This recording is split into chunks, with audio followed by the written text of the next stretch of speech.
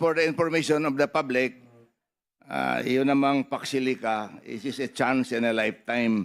At yung tinatakot natin na 60 million liters ang kailangan sa isang araw, kung i-combine mo yung discharge ng all Zambales rivers into the ocean every second is equivalent to that 60 million liters. That's only equivalent to 60,000 cubic meters, which is one Panamax. Parang itong building na ito. Yan lang ang per second na lumalabas sa lahat ng ilog ng Zambales. Kaya huwag matakot yung ating publiko dito sa Paxilica. Just a small information.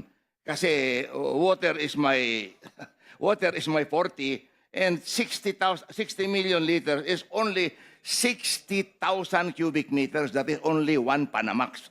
Maliit po yung 60 million liters compared to all the rivers in Zambales discharging to the ocean. That's only 1 second.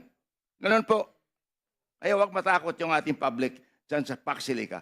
This is a chance in a lifetime. We must get this. Thank you.